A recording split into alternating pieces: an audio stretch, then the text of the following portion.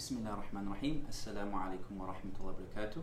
And welcome back to another episode of accidentalmuslims.com. Today I've got the great honor of sitting with one of the 500 most influential Muslims in the world, according to the Muslim 500, which is a think tank in Jordan. And that is none other than Shaykh Dr. Muhammad bin Yahya Ninowy. He's no stranger to our shores, and nonetheless I thought it would be apt for me to just give a short introduction for those of us who may not be familiar with his work, and this comes from the Muslim 500 think tank. Shaykh Dr. Muhammad al-Ninowy is a Syrian-American scholar and author based in Atlanta, Georgia, whose lineage is traced back to the Prophet Muhammad, blessings and peace be upon him. Al-Ninowy is considered a muhaddith. In addition to holding a PhD in hadith science, he also holds a bachelor's degree in microbiology from the University of Illinois and a doctorate of medicine degree. He's the founding director of Medina Institute and Seminaries, the Center for Nonviolence and Peace Studies, and the charitable organization Planet Mercy, which have operational activities worldwide. Medina Institute and Seminary is a groundbreaking initiative offering traditional Islamic theological education in a modern setting and is geared towards producing homegrown leaders, thinkers, and scholars. He has been the forerunner in promoting non-violence amongst all people and religions worldwide. Al-Ninowy is also the spiritual guide of the Alawi Husseini Ninowy Zawiya, a Shadili Rifai Sufi order. So, Shaykh Ninowy, in your own words, who is Shaykh Ninowy? Bismillah ar-Rahman ar-Rahim, alhamdulillah. Wassalatu wassalamu ala Sayyidina Rasulullah wa ala alihi wa sahbihi wa ala. Thank you first of all for sitting with me and having this conversation. May Allah Ta'ala bless you and what you do. Muhammad al-Ninowy, Muhammad bin Yahya al-Ninowy, to me is a human being, a student and a seeker, researcher, strives to seek knowledge, wisdom and simplicity, prioritizes the book and the sunnah, believes that spirituality is an inseparable aspect of our deen, ihsan, not just ritualistic iman or Islam or theological iman only, believes in unconditional compassion towards all, malice towards none. Maybe that's enough self-praise, I guess. Subhanallah. Unconditional compassion towards all, malice towards none. Subhanallah. Very, very profound. I think we could elaborate on every one of those points further. Subhanallah. So tell us about your youth. And what inspired you? You've given a few adjectives of who you are. What inspired you to take the path of Islamic scholarship, researching, pursuing knowledge? Well, first of all, I have to all credit go to Allah Subhanahu wa Taala, the facilitator of all.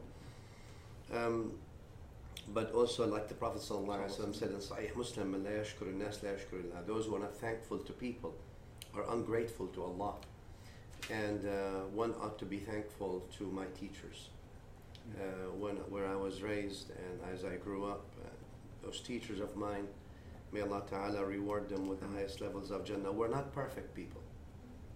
But they were people who have had love for the deen and zeal for the Quran and the Sunnah, and they've instilled that in us in many ways, and I will treasure that and treasure their memories until the day I die. And they've informed us and taught us in many ways that one may do many things in life, but the direction that we're all going towards the Creator at the end of the day should never be lost. That this is a temporary dimension and we're going to the next dimension that's everlasting. That should never be a way out of your vision or objectives. So I think that's and they've brought many examples of Imam Shafi'i himself, born 150 of Hijrah, almost 1300 years ago, being a physician himself and a scholar, And Imam Ibn Hibban, one of the greatest hadith scholars ever in the 4th century, also being a physician and a scholar. Imam Abu Hanifa himself, rahimahullah, born year 80 or 90 of Hijrah, himself being involved in business and a scholar. So they told us that it should never be either or. And I think eventually my passion took over my career. So I'm where I love. I just want to touch on two things that you've mentioned. So I think one thing that I found very profound was your acknowledgement to your teachers, and you mentioned that you will cherish those memories. Could you perhaps name one or two of the teachers that you had that had a very profound impact, and perhaps maybe share one or two of those stories with us? I've had, Allah blessed me with many teachers, but as early as my one father, rahimahullah, was my first teacher. My uncle, Sayyid Saeed, rahimahullah, was also my teacher. And other people put me in an environment of always academic debate, and where the clash of minds was happening almost every day, but the clash of hearts was not. So being in a place where scholars come junior and senior, and you see clashes of mind happening all the time, and yet you see unity at the hearts, that gave me an understanding that this deen is a great deen. And obviously you're traumatized as you grow to be an adult, and you see a reductionist attitude towards the deen, to reduce this deen into a dogma, or to a one way or the highway, or this is the sunnah, anything else is a bid'ah, and if you don't follow, I'm going to terrorize you, or if you don't do I call these intellectual terrorism and reductionism. So I thought it's important to go back to basics, and the basics of the more you know, the less you object, and the less you know, the more you object. And to go to the Prophet ﷺ's sunnah, which was the authentic sunnah, that is, which is vast, accepting, tolerant, forgiving, loving, redeeming, and to go back to the very foundation He placed for us, Islam, Iman, and Ihsan, not just Islam, so that we don't dwarf the deen into a list of do's and a list of don'ts, and we make it deen. We don't ritualize deen and make it only a set of rituals, but it actually is a journey of transformation from ritual to spiritual, from information to transformation, so or to realization even, ma'rifah rather than ma'lumat, which people confuse with ilm. And therefore I think all these things shape one's vision, and my teachers, many of them, and I'm afraid to mention one and forget the other, and they're all significant, and they've all had the greatest things. Amongst the most beautiful thing Allah Ta'ala granted me, and of many people, is that which Allah Ta'ala said in the Quran, وَمَن يُضْلِلْ فَلَن تَجِدَ لَهُ وَلِيًّا مُرْشِدًا في Surah Al-Kahf. And the counter positive meaning of that verse, which means whom Allah guides, you will find people who guide him the way. He will facilitate for him or her to be guided. And I think that's one of the blessings of Allah subhanahu wa ta'ala. So may Allah Ta'ala grant all my teachers the highest levels of Jannah, forgive all of their sins, and their shoes will always remain the shining crown on my head. I just want to touch on one point that you mentioned in your explanation, where you gave the examples of Imam Shafi and Abu Hanifa, people that were physicians, business people, but they were scholars.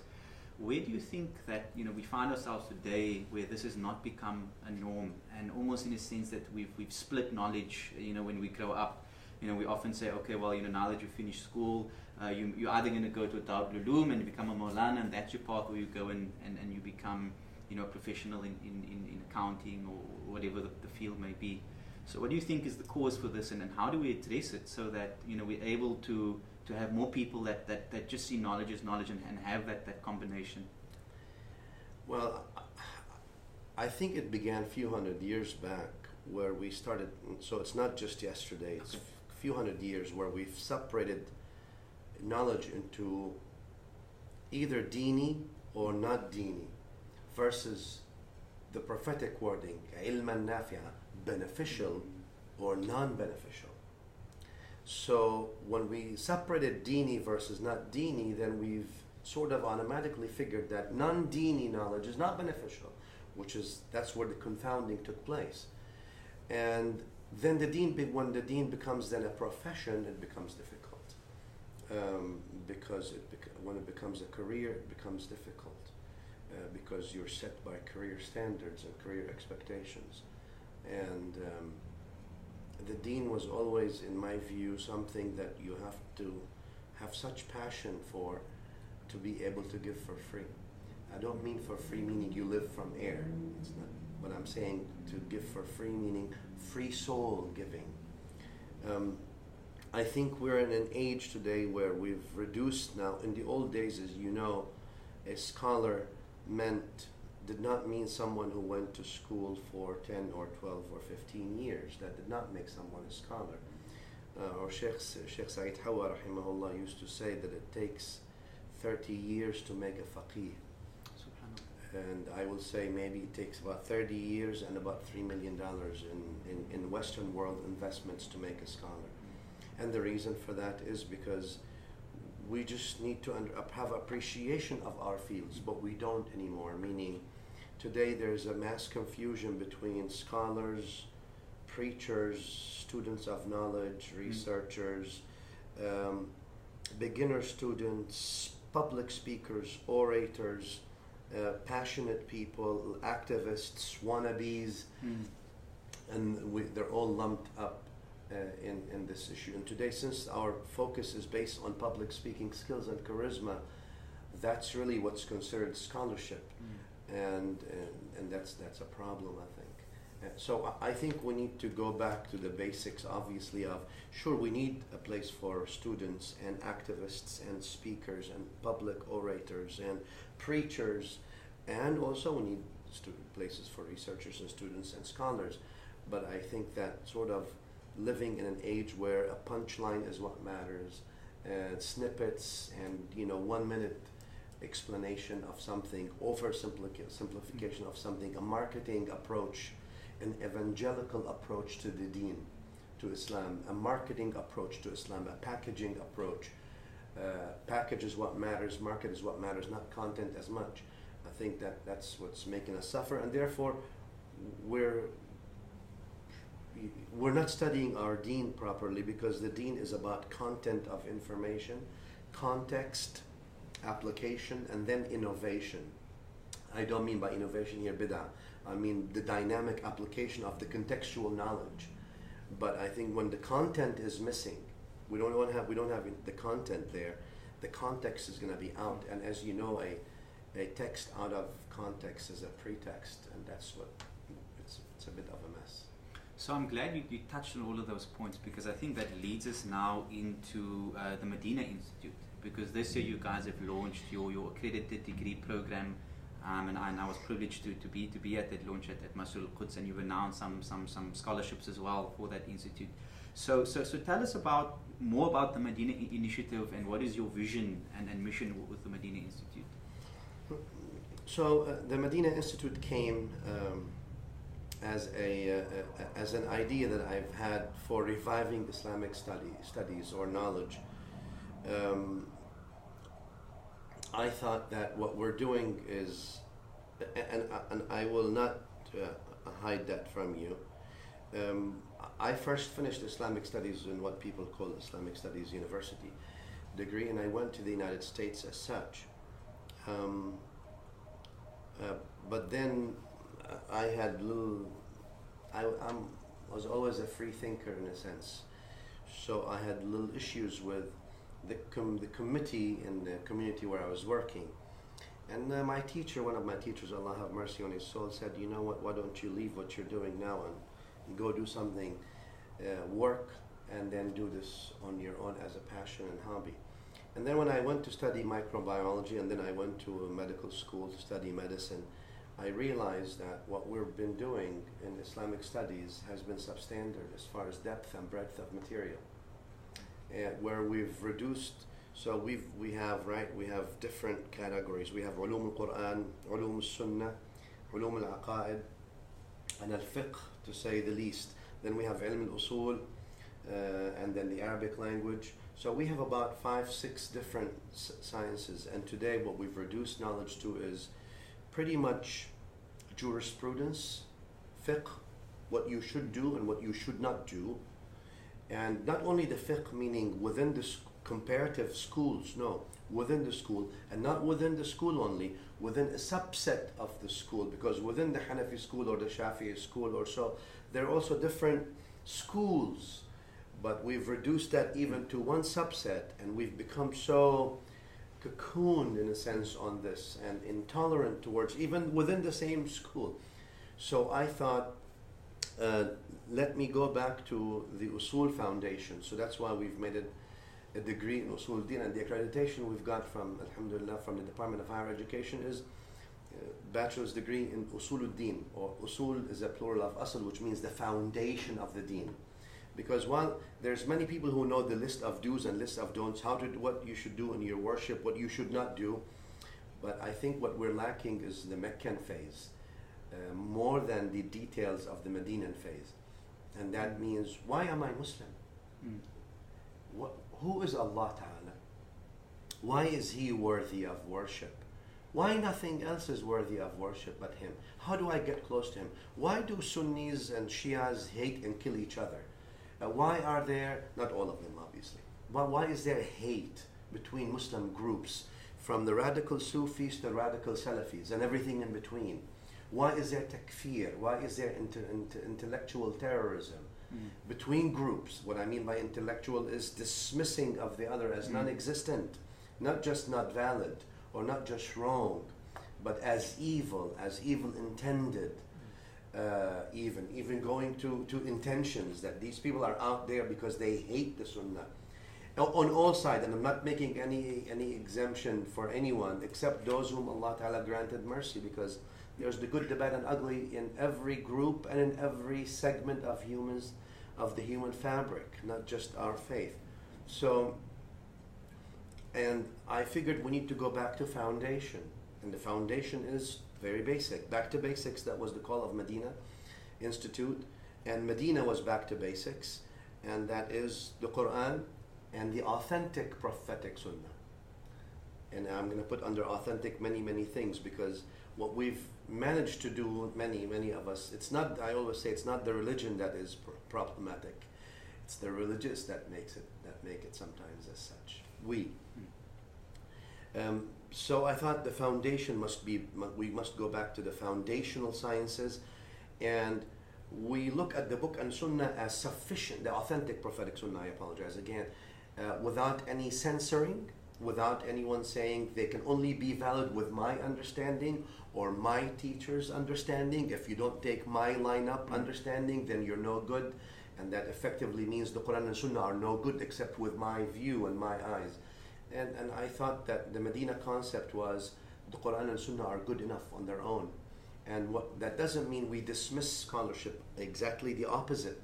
The scholars are the stars in our skies. I mean the scholars, not necessarily preachers or students or so. The scholars, Abu Hanifa, Shafi'i, Malik, Ahmad, Sufyan, Al-Bukhari, Muslim, Al-Tirmidhi, Nasa'i, Ibn Hibban, Abu Dawood, right?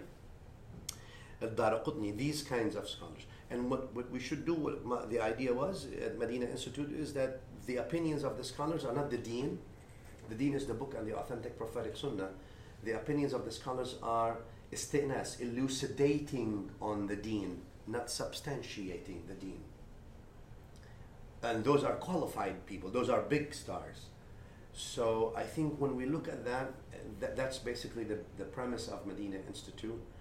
I'm not going to claim that it is perfect or it has reached the vision or the potential that I think it should, but we're working, alhamdulillah. So, but the point is that back to basics.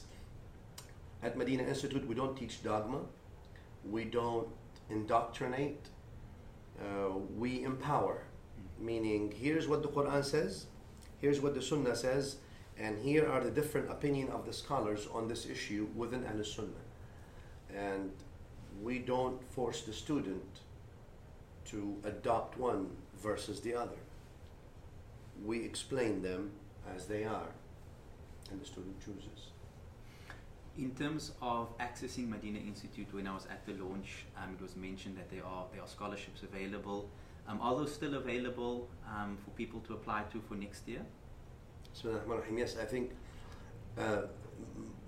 finances or lack thereof should never be barrier from knowledge, and the Medina team is committed to go out and ensure that those who don't have the means, the financial means, have the logistical means or the means to study. So definitely, if you have the aptitude, altitude and attitude, and you really have passion about studying this deen, I would love to invite you to Medina Institute to study, and we will make sure that you study if you don't have the means. And what would you say to parents who, you mentioned, I think in one of your talks that we live in we've got a limited intellectual thinking, and our aim is materialism, something along those lines, if I recall. And so many people, are concerned about, their material well-being. They want their children to get into careers and so forth, the usual lot, because they want their children to make money so they get married and so forth. So what would your response be to people who say, or to change them, to think, well, hang on a second, yes, you can actually study the deen, and after studying deen, you can still go into professional studies, or you can pave a way and still sustain yourself while still pursuing Islamic knowledge? Absolutely, because we live in a world, like I said, it's no longer where am I putting my hand in the prayer, above the navel like the Shafis, or below the navel like the Hanafis, and which one is more authentic. We're at a level where, as I have been saying for the past 20 years, that the Muslim Ummah will be facing mass slides of atheism internally, or the shift from religious to none, and then eventually to anti-religious atheism, just like what happened to our Christian and Jewish brothers and sisters in humanity in Europe in the 1600s on.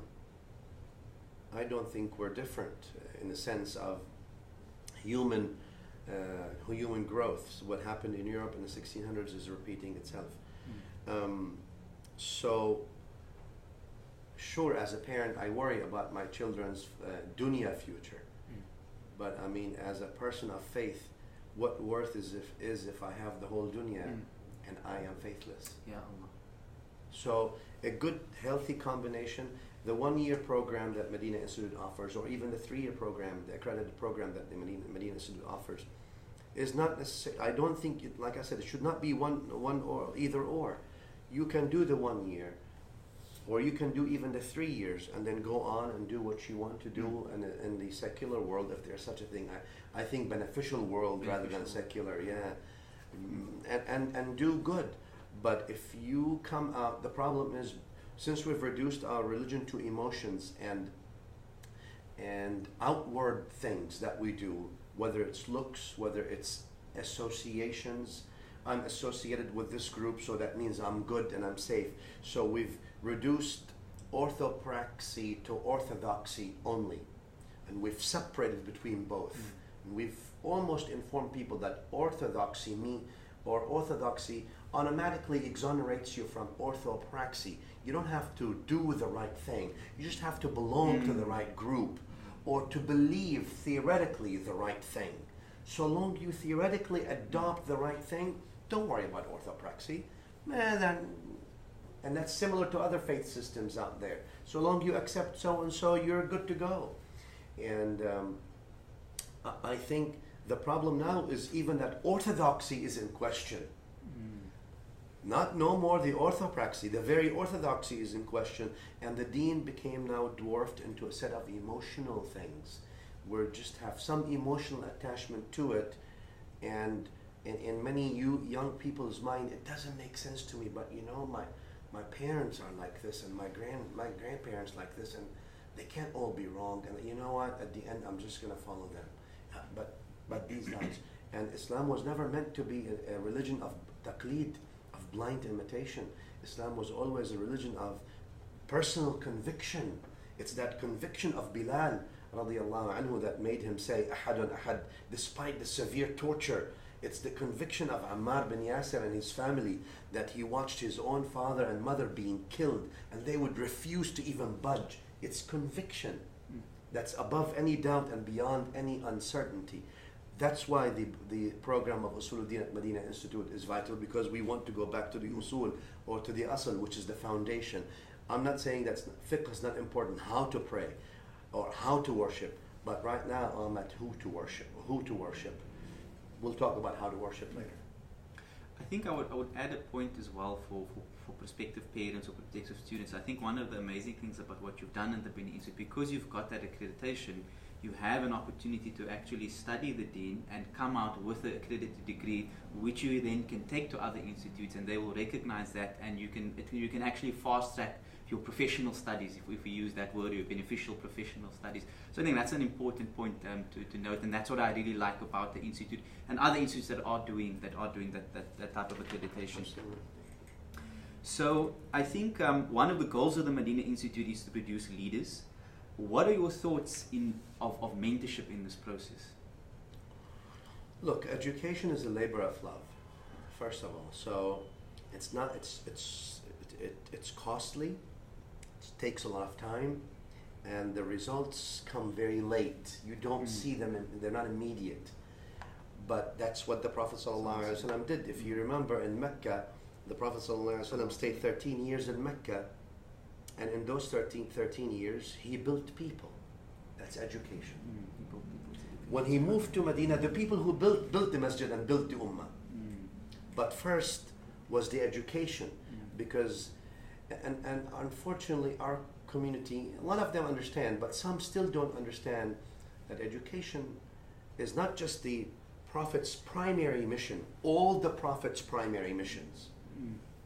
It's the costliest, most enduring, most difficult, and it takes people who understand the expense of education. And education is expensive. But I always say, ignorance is much more expensive. SubhanAllah, education is expensive, ignorance is much more expensive. I think that's very profound. And then we can move on, which did happen under the Medina banner, but you've introduced the Book of Love this year. I was very fortunate as well to get a copy and get a signed copy, and to actually sit in some of the classes where you've taught this book.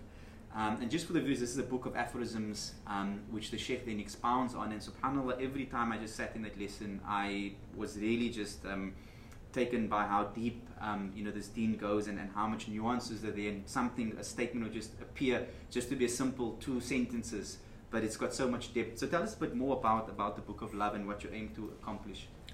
So the Book of Love is a summary of my, let's say, 35 years studying with my teachers.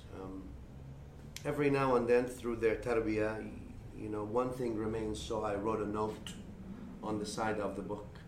And then some of the students, Allah bless them, that studied with me lately, they said, why don't you collect your notes that you thought that made sense or were important? So I collected those notes, and I put them in this Book of Love. And to me, it is Islam as I see it. So if I want to tell you what is Islam, and if you don't know what Islam is from the book and the Sunnah, and you want to get it from a layman's language, the Book of Love is Islam as I see it, because it's all from love, about love, for love, to love, with love, and that's what Islam is all about.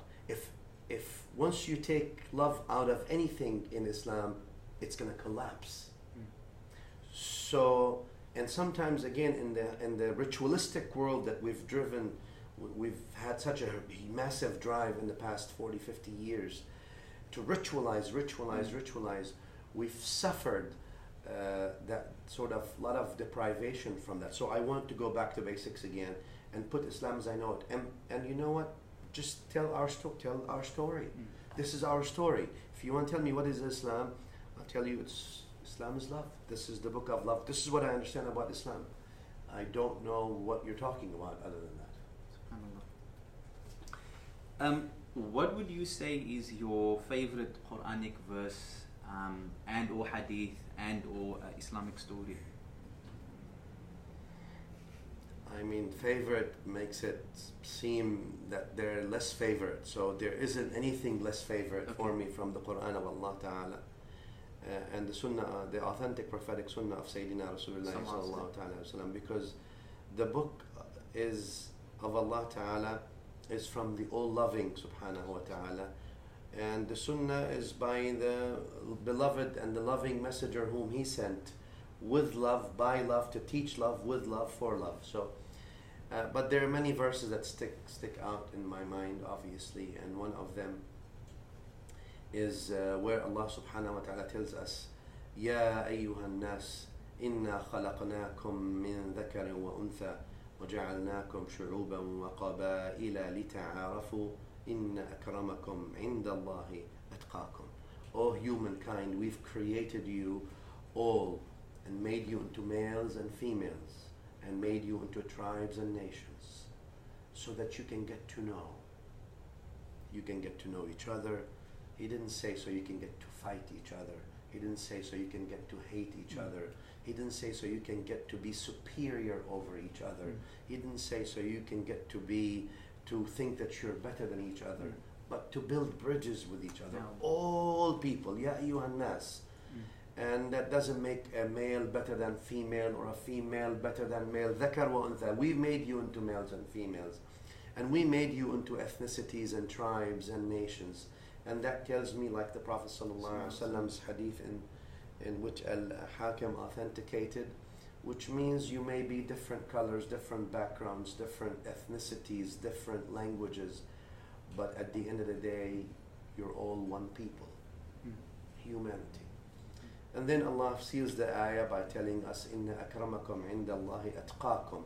The most honorable of you, all people, to Allah, are those who have highest, best taqwa. And taqwa to me means positive contribution to self and others. That's what taqwa is. Taqwa is not fear. Taqwa is positive contribution, piety, if you want to translate it like this, and I don't know if you can. But in akramakum inna atqakum, the most honorable amongst you to Allah Ta'ala are those who positively contribute most to self and others.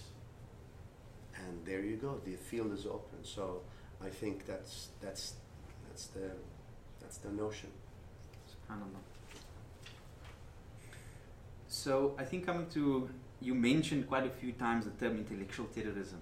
I'm sure that you might have experienced some of that yourself, and on your trips to South Africa and the subsequent establishment of the Medina Institute, I'm sure you'd have faced your fair deals of criticism along the way, or intellectual terrorism.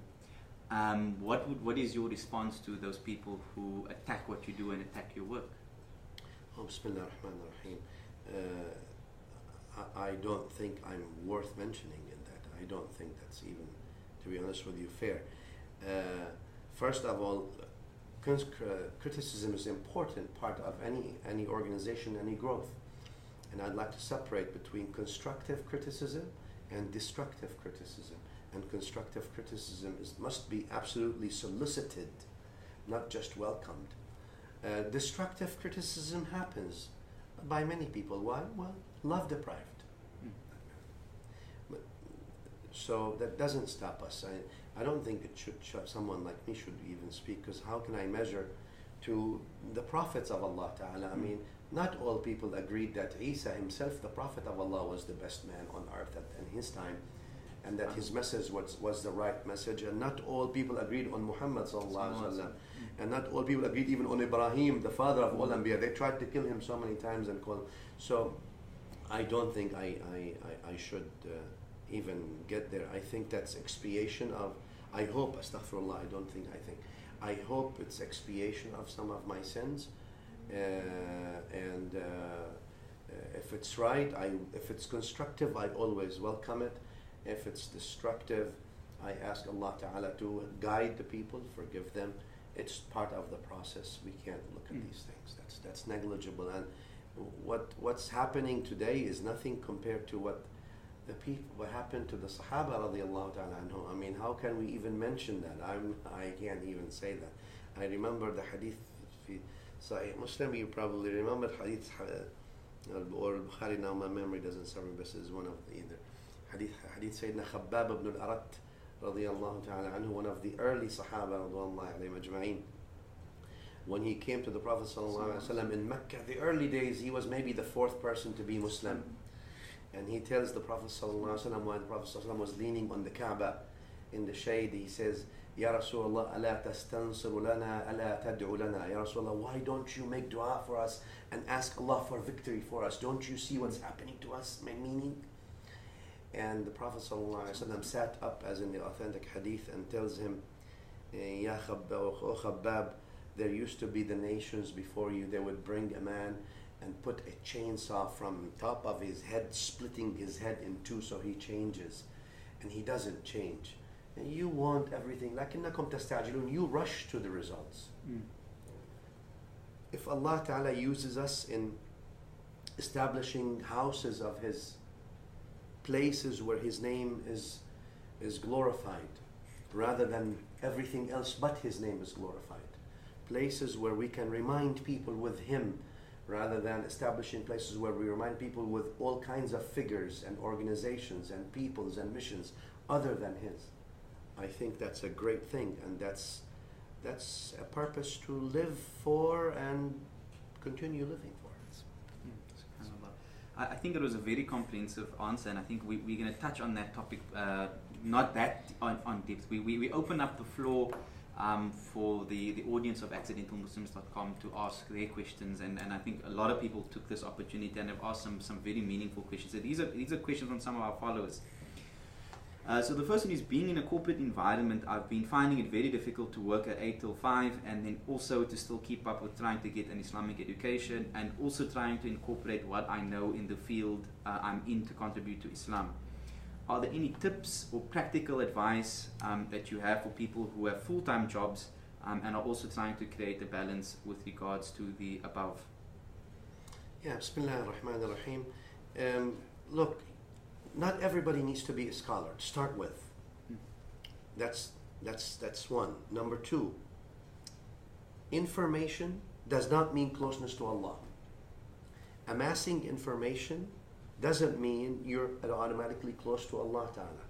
No. Information is like a catalyst. And those of you who have taken chemistry know that. And a catalyst, what it does, it's not involved in the reaction, it speeds it up or slows it down. So ilm, in the sense of information, only eases your way if you want to do so, or makes it slower. That's all. So, first of all, just acquiring information, that should not be necessarily an objective. Knowing the basic information is. Beyond that, practice what you know. You have enough.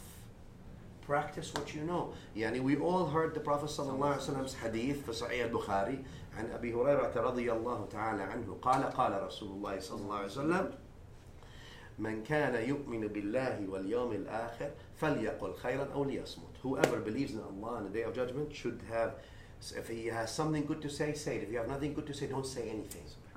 We already know that. What are we waiting for? Okay. Another hadith by also Abu Hurairah radiallahu anhu says, one of you would not be a believer until you love for each other what you love for yourself. The point is not amassing that info. The point is actually putting it into bringing the information into a realization through a process of transformation. This is what deen is. All right. Otherwise, it becomes philosophy, not deen. And the difference is, philosophy talks about religion. Deen experiences faith. And today we became philosophers, even now masajid and centers, because we talk about the religion 24/7. There are many people who talk about God. Few talk to Him. Allah. So we need to move from philosophy, even though they don't call it that way, but it is, descriptively speaking, to now, you know, all right, so you're busy. Good for you. Allah bless you. Allah Ta'ala, may Allah reward you for being a good IT person, a good manager, a good worker, a good taxi driver, a good doctor, a good engineer, a good accountant. If you do a good job, may Allah Ta'ala reward you, and that's a source of good and barakah in your life. acquire basic knowledge, practice it.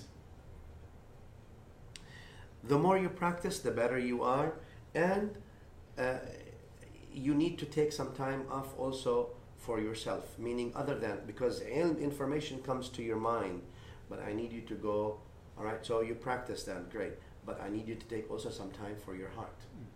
And that, I'll give you you have some of the, what do you have here in South Africa, a free number, a toll-free number? You have something like that? Yes. If you want to dial a big company, you dial a... Correct, and there won't be a charge for that, yes. They will be in charge. So I will give all your listeners a nice number to call. And that should be done at least whenever they have needs, whenever they have issues, whenever they feel spiritual drought. It's number 222. 3 2s. They dial that and 222. 222. And that number goes from anywhere in the world. You don't need, even without a phone. It's 2 a.m., 2 rak'ah, and 2 tears. They stand at 2 a.m., they pray at least 2 rak'ah, and in those 2 rak'ah they drop at least 2 tears. There is no hadith or Quranic ayah in that. But that number answers. And I think that's important. You can acquire all the knowledge you want. If that knowledge does not humble you to stand before Allah Ta'ala alone, one-on-one, and collect your whole self at the end of the night onto His presence, and ask Him and plead to Him and beg Him and weep and cry your heart out before Him and submit and surrender to Him, you're living a ritualistic deen. You're living an amassing information kind of deen. So, yeah. Subhanallah. 222. So I think that's an easy number for people. I think you can memorize it. There's no charge. And there's no charge. I think that's a bonus. So I think the next question we sort of touched on the question, one question back or 2 questions back, and in this person wanted to know how do you react to negativity and deal with it. Bismillah ar-Rahman ar-Rahim. I think we've talked about that. You have to separate first criticism from constructive or destructive. If it's destructive, you just gotta let it go, because there are bigger people than you who have been criticized destructively. I mean, they were killed. If you take the hadith of Al-Bayhaqi to be authentic, which is not, but it's the best evidence we have, we had 124,000 prophets. The vast majority of those prophets whom Allah Ta'ala Himself commissioned were slaughtered and killed and tortured by the very people they were sent to help. So let's not glorify our struggle.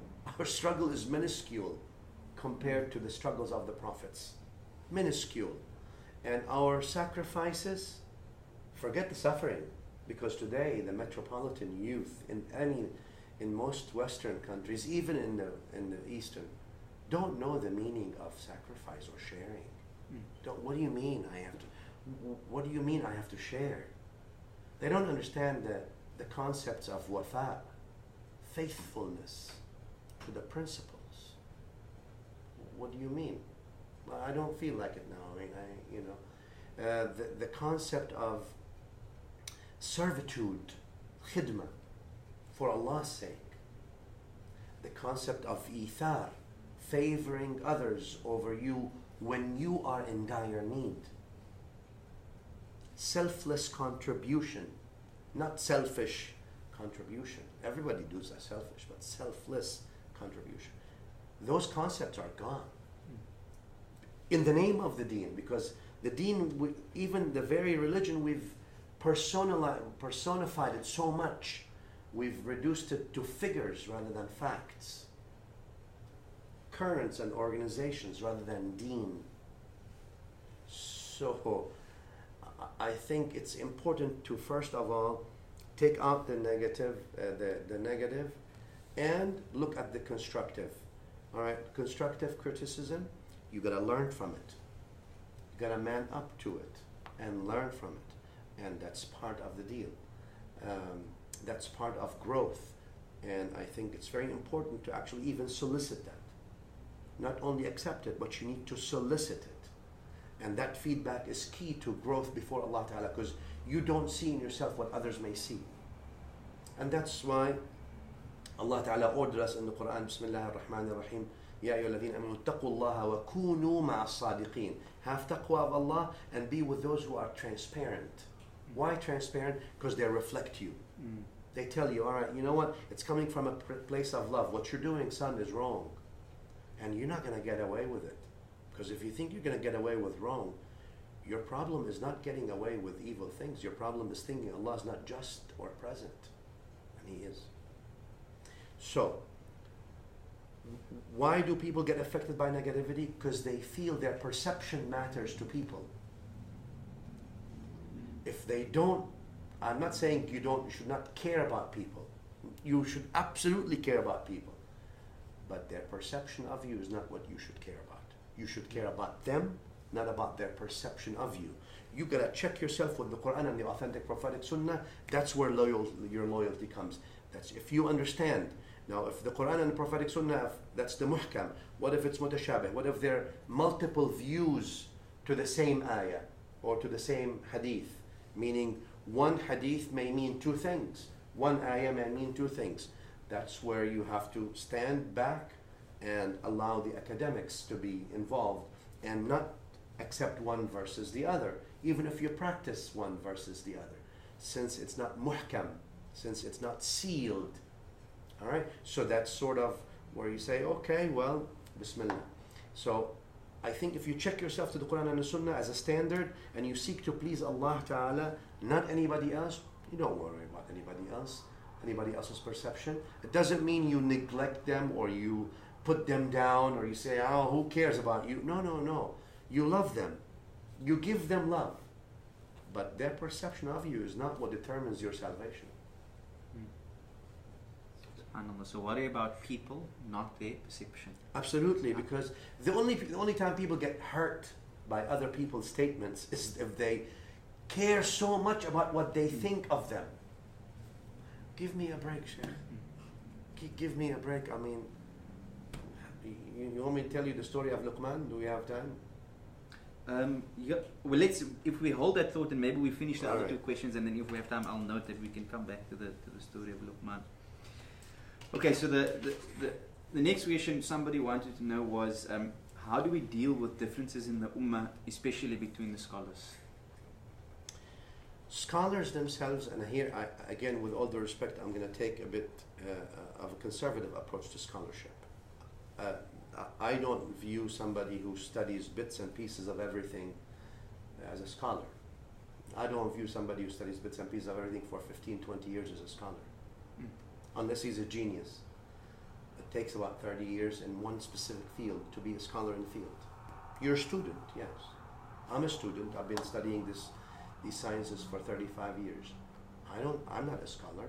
I'm not telling you I'm not a scholar because I'm trying to be modest. Allah is my witness, I'm not a scholar. I'm not a scholar in the sense that I can tell you I am an authority or a master of a discipline entirely. I would be lying to you if I tell you that. Sure, I'm a student of knowledge, know bits and pieces of some sciences, and I know maybe a little bit more in one or two disciplines. At a scholarship level, meaning comprehensive, istiqra'i, authority, mastership? No. I used to hire for the university where I work, meaning in the medical field. I would hire teachers also to teach the students. Some students were undergraduate, obviously we even had graduate students. And they would come to me, let's say, with a PhD in medical physiology. And that's human medical physiology, So that means he's done a bachelor's and a master's and a PhD in the same line. He did not come from business administration and did a PhD in human physiology. And that means about 12 years of studying. And then you ask him what kind of human physiology you know best. What field? Renal, respiratory, cardiovascular, neuro? What do you know, son? And then when you hire them, you don't hire them as professors. And you don't call them scholars. After 12 years in the very same discipline. Now, he doesn't know necessarily all the anatomy. He doesn't know the embryology. He doesn't know the histology. He doesn't know necessarily the pathology as a pathologist. He doesn't know the anatomy as an anatomist. He doesn't know the pharmacology as a pharmacologist. he knows the field, one field within the discipline, and you hire them as beginner researchers. After many years of working, they become assistant, they become associate professor, then they become professors. But not all professors are experts. You know that from universities. Many professors are just average scholars. After what now? It's been what, 12 years PhD, and then you put another 10 years in the field, now they're professors. It's going to take you at least that. So 20 years in the field. Not everybody is. And that's the field of teaching and properly producing academic work. Not just after 4 years of studying, putting the books down and then practicing. Then some of those professors become experts. Some of them become authorities. So that's scholarship. So with all due respect, I mean, I don't consider preachers, while their role is very important, scholars. I don't consider activists scholars, public speakers. I don't care how long the beard is or how big the imama is. They're good people, maybe better than all of us. But scholarship is one thing, and students and wannabes and whoever wants to, whatever it is, that's a different story. All right, so that's one. Within scholarship, I don't think there's differences much, to be honest with you. There are, but it's not vicious. It's not that negative. There are, because they're human beings still. But when you look at the differences between Al-Shafi'i, for example, or Abu Hanifa, rahimahumullah ta'ala, Shafi'i and Malik. Malik was one of the teachers of Al-Shafi'i. When Imam Shafi'i wrote a book against his teacher, Kitab al-Raddi ala Malik, the book of refuting Malik. Do you see any disrespect? You see academic clash of minds, not clash of hearts. But where do the clash of hearts, where do inciting hate and sort of belittling the others and casting them out as enemies of the deen and enemies of the prophets and enemies of the sunnah and enemies of whatever it is and all this, everyone reflects their essence and tarbiyah anyway. Everyone reflects their education anyway. Everyone reflects their own akhlaq and their own upbringing anyway. But where do you find that? You find that with the preaching world or the public speaking world, even if people call them scholars, which usually the case nowadays, because anyone who has the looks today and has the charisma and public speaking skills is called a scholar. So in the activism, you'll see that, because these people are driven by the market and the numbers and all that stuff, and the effect they want to leave on the people rather than the continuous educational standard that they need to bring about. So I don't think there's going to be a difference in the scholars. You might say, well, how do I tell, which one? Well, I mean, what field are you a scholar of, son? I mean, I get some people who we hire some people also in the other field. What are you a scholar of? You can't tell me I have a PhD or a couple of PhD and I am a scholar in everything. What are you a scholar of? What are you? Tafsir? Hadith? What madrasa of tafsir? Hadith? What hadith field? Because there's many fields in the hadith sciences that take you the whole life. You can't tell me you know everything about hadith because you're not al-Bukhari. Even al-Bukhari, in Ilm al-Rijal, he says Ali ibn al-Madini, in al-Ilal, he says Fulan, etc. Not all the things in the hadith. He says, I never belittled myself, al-Bukhari himself, in the ilm of so and so, al-Jarh wa al-Ta'dil, except in front of Yahya bin Ma'in. Or in Ilm al-Ilal, instead of Ali ibn al-Madini, one of the people who were present also at that time. He says, I found myself little before them. What do you know? So, what a scholar of what? Because if you tell me a scholar of all Islamic disciplines, you're insulting my intelligence, and you're insulting the disciplines of the faith. With all due respect, it's an insult. It's not a praise. It's like me telling you, I'm a doctor who knows. I'm a master in pediatrics. I'm a scholar in pediatrics and gynecology and obstetrics and oncology and hematology and every single discipline out there, and you're going to look at me saying two things. You're either really, I give you the benefit of the doubt, you're a genius, or you're crazy. So we got to slow down with title mania stuff. And I think it's good that people research, and just like we demand in the secular field, if I may say that, we demand continuous medical education, we demand proper academic work. Public speaking should not be in lieu of that academic work is what should be present. I think, though, perhaps you've clarified the idea of scholars, but I mean, there are differences. So it's obviously not coming from the scholars, but we do have some differences. So maybe just briefly, how should we go about in our lives? I mean, do we encounter people or intellectual terrorists, as you've said, or even if people just have good hearts and there may be a bit of tension that is there? Oh no, I think even those who intellectually terrorize others, I hold them to have good intentions. Okay. I don't want to judge people's intentions, but that's not justification for what they do. Even people who commit real atrocities, in their mind, they're doing a good thing. Some of them anyway. That doesn't justify what they do. So that needs to be good intentions by themselves are not good enough. So what do we do when we have these things? The basic thing is go back to the book and the authentic prophetic sunnah. And how do you do that? Demand. All right? And also not issue judgment until you ask the other people whom are they're claiming to be wrong. Two things. Don't tell me what the mashayikh say first. Yeah, I know your elders are very important to you, just like I said mine are. But first tell me what my Lord said, what my Prophet authentically said, and how authentic is this is this hadith? Because once we go into the weak things, in my view anyway, weak stuff has to be weak and has to remain on the side entirely. Right now we're at a level where the village is no longer burning the houses. So, book and sunnah. We disagree? Great. What did Allah say about this? And what did the sunnah say about this? And the sunnah, as far as authenticity, is it really authentic? Is there any countering of this? Is there any qualifying of this? And that should not be a big deal. Once it becomes he said, she said, you're lost. Because it becomes my people versus your people, and my shuyukh versus your shuyukh, and we need to get out of that. That's why I said at the beginning, what the shuyukh or what the big scholars say is for elucidation, not substantiation. It doesn't matter who they are.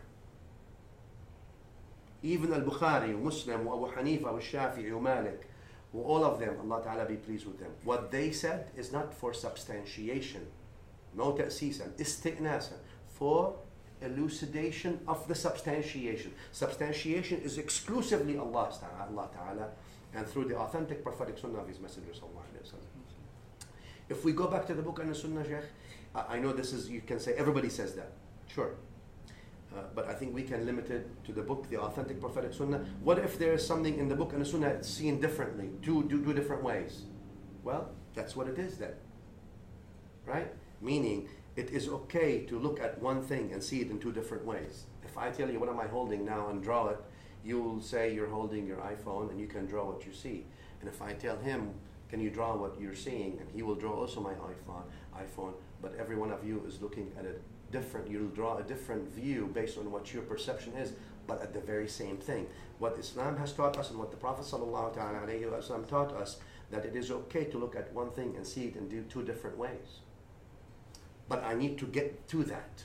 Meaning I need to get that if it's not muhkam in the Quran and the Sunnah, then if it accepts multiple visions or multiple perceptions, I may be passionate about one, but hey, he's not quoting Buddha here.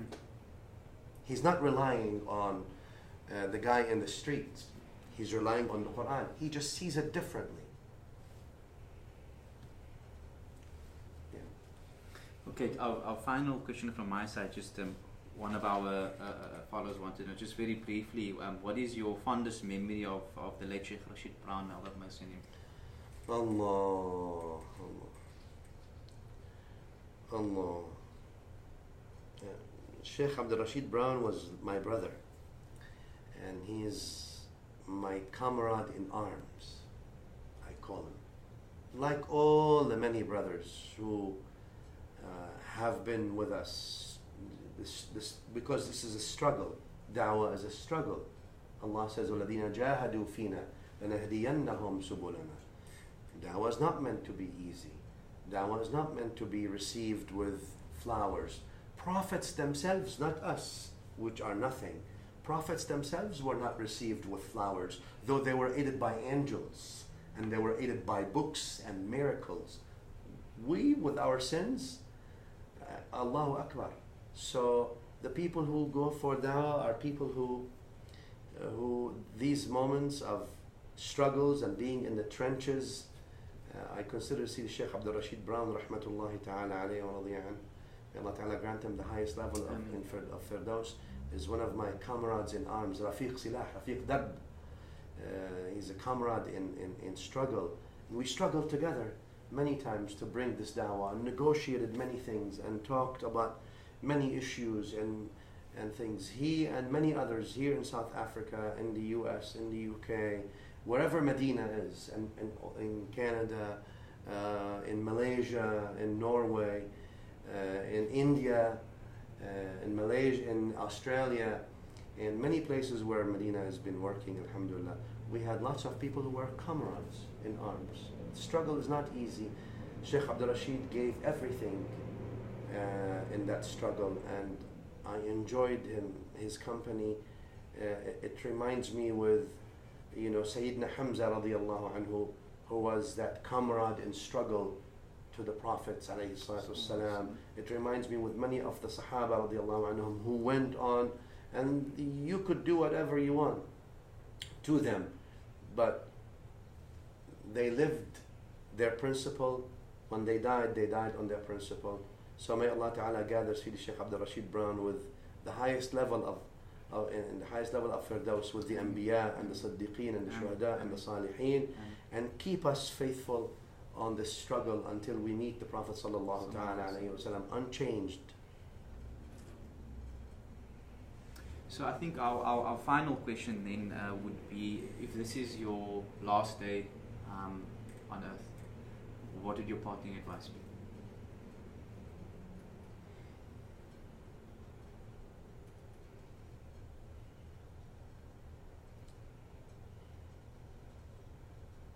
Worship him as if you're seeing him,